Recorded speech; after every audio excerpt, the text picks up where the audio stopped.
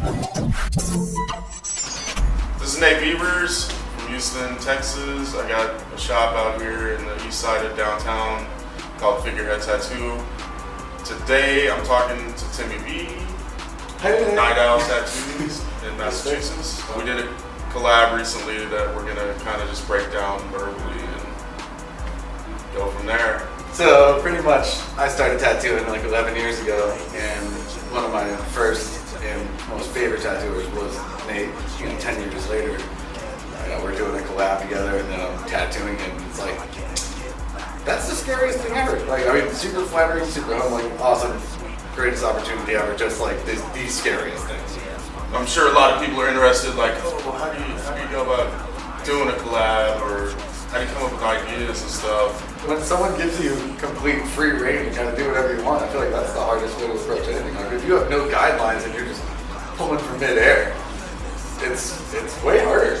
Honestly, it just came up, and then we just went with it because we didn't have a lot of ideas. I feel like. That's cool though. I mean, it happened pretty fluid once we came with the idea too. Like Nate kind of mocked up the skull and shell, and then we saw an opening from the shell, and I was like, wow, tentacle would look pretty cool right there, and give it some good flow and be less stagnant. Yeah. I mean, we could have sat around all day, and like we could have, we talked about maybe like passing back and forth some procreate stuff, but I think kind of the spontaneous move that we pulled was the best one, I guess. Luckily, our client sounded like a beast too, so I gotta give him some credit, because that dude, man, he let us do whatever we wanted, and he could not have sat back. So shout out to Sean. I want to get your opinion on something. The whole Ink Master thing. I got a lot of hate from a lot of people about something that I said on there. You want dumb stuff? You're gonna get a dumb tattoo. I don't get that, bro. These canvases, they're people. Everybody gets the tattoo they deserve. That's up.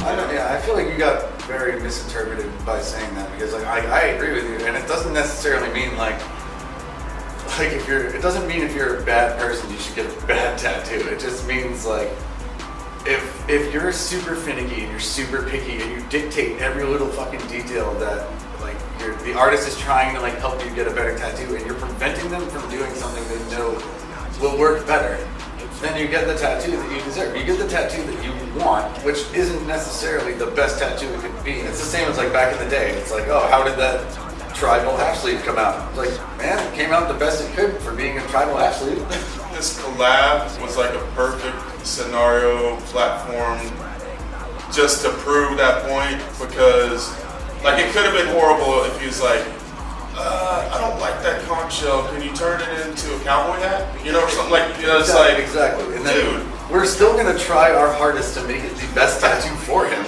but at the end of the day, it's just not as successful of a tattoo.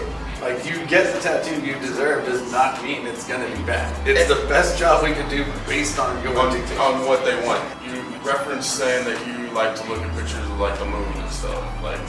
What is it exactly that you're getting out of that? Just a textural thing? Or? Yeah, and just I definitely look at everything around and kind of study how everything plays off each other. So even just the halo around the moon and the sky, and what kind of clouds are near it, and what kind of light is onto those, or the divot textures from the moon, or even a pothole in the road. So half the time I'll just be somewhere and I'm just staring at something and looking like a psychopath. Or just kind of getting lost in it, just thinking about just shadow stuff or light things. Sometimes I'll purposely do things that I know are wrong, but I think it'll just look better as a tattoo. And the Tony Ciavaro method is what I call it, because he's like, if I want something to be fucking blue, it's gonna be blue. I don't care if it's not supposed to be there, or if it wouldn't hit this spot exactly. I don't care. Would it be similar to color theory and not putting a blue next to a blue? Or even just a light source. He'll put it kind of wherever he wants it. It looks amazing. It looks like it's right, but there's going to be times where it's I know it wouldn't actually be right there, but it looks better.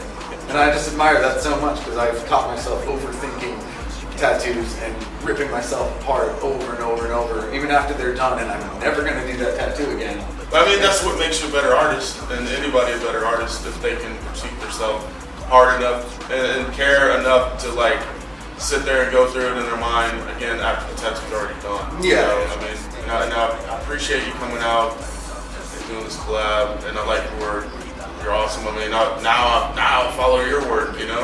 thanks for coming out, man. And it was good talking to you. A pleasure, man. Really honor. It's awesome. We gotta do it again sometime. Yeah, hell yeah. Thank you so much for having me.